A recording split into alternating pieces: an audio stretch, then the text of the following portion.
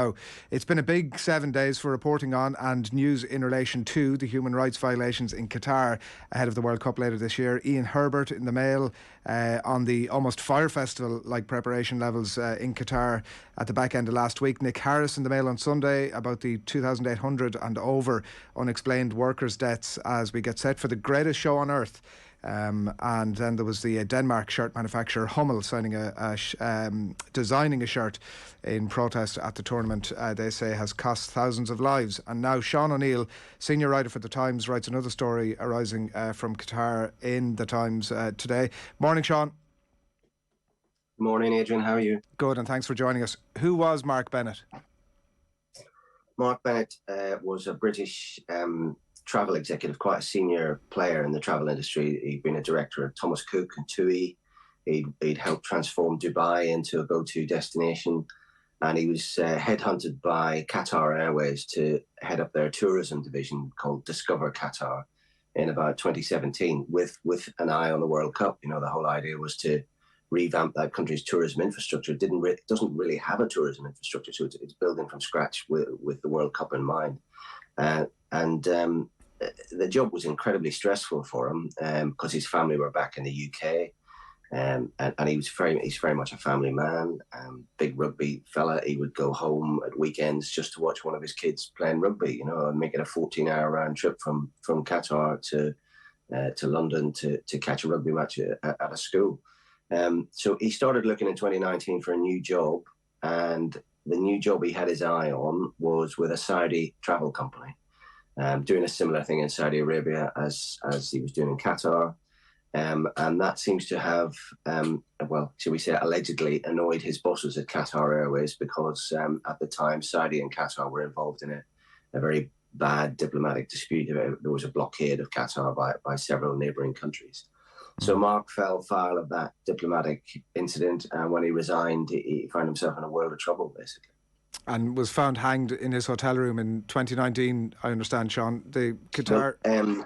To fill in the gap between, you know, he resigns, he gets arrested, he gets accused of stealing confidential information belonging to the airline. He's arrested by the secret police in Qatar.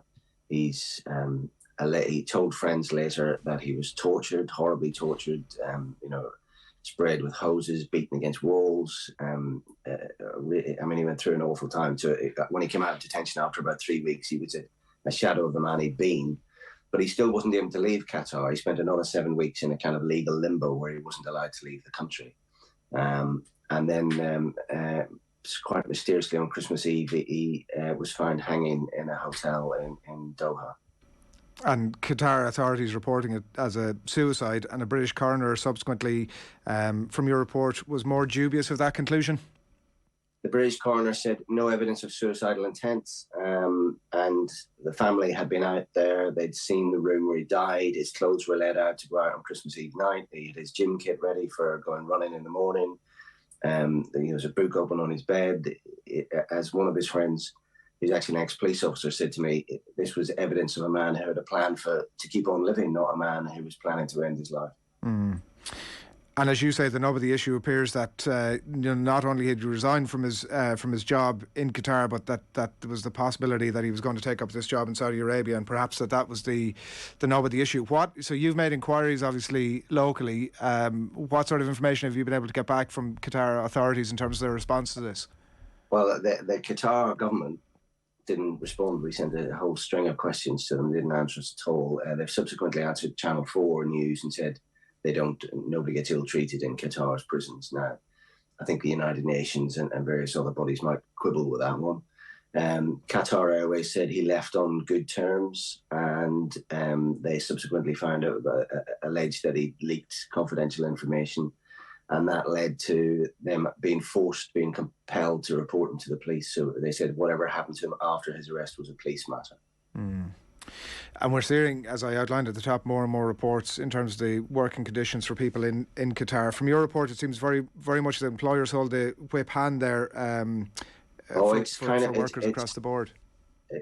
One man I spoke to who worked in a senior position in Qatar Airways said no matter whether you're a manual labourer, he said, if you're a Pakistani labourer working on a building site, or you're me, a well-paid British executive working for Qatar Airways, the employer owns you. They basically own your life. You have to get permission to leave for the weekend. You have to get permission to leave the country. You're well paid if you're a top executive, but you're controlled. You're owned. Qatar obviously is a 10 billion investment package in the UK and maybe more than that across the board. That package specifically brokered by Boris Johnson, obviously, over the last couple of years. Liz Truss had her part in it too. Does that quench the thirst in some regards of official Britain to look into this case and cases like it?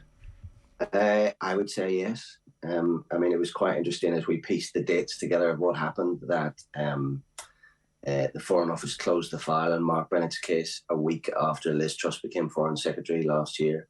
The following month, October 2021, Liz Truss was in Qatar for talks with the Amir. The following May, so 6 months ago, the Amir was in Downing Street to sign this £10 billion deal. And that's just the latest in multi-billion pound deals. Qatar owns 20% stake of Heathrow Airport. It owns the Shard. It owns Harrods. It's a massive and a growing player in the British economy, and its money is desperately needed, I suspect. Is there any sense that this, because it's somebody who comes from a country, the might of Britain, that this has some sort of a greater impact than the other deaths that we've seen, Sean, or your sense of where this can or will go from now in the lead into the World Cup? I don't think it'll make much difference here. Like I said, the Foreign Office have closed the file here. They're more interested in maintaining good relations with Qatar. What I'd like to see is more a response from the sporting world. I see people like Gary Lineker, who tweet all the time about social justice issues and campaigns and things, never seems to mention Qatar and what happens in Qatar. I see Michael Sheen giving stirring speeches to the Welsh rugby team, and he's a pretty left-wing character in his political leanings, but never seems to mention the human rights abuses in Qatar. And I think it's down to people like that to make a noise about what's happening in Qatar and trying to enforce change, not David Beckham pocketing a few millions to make a promotional video for the country. The podcast of the story is available as well if people want to go and download it, and I would recommend that they do. You spoke to Mark Bennett's widow, you spoke to his parents as part of the reporting as well. There's a human horrific toll out of this that isn't just a number. There is, and of course the people we didn't interview and don't really focus on it. Mark had 3 children. He's got kids who are growing up without his guiding hand now, and it seems to be simply because he tried to change jobs, and that seems barbaric. Whether he took his own life or whether he was murdered, there's no doubt that what happened to him in detention in Qatar had a huge influence on the end of his life. Sean, thanks for taking the call this morning. Okay. Sean O'Neill, senior writer with The Times, bringing us the details of that pretty horrific story in relation to Mark Bennett, and we shall continue to bring you those stories as we lead into the World Cup, and there are plenty of them out there. It is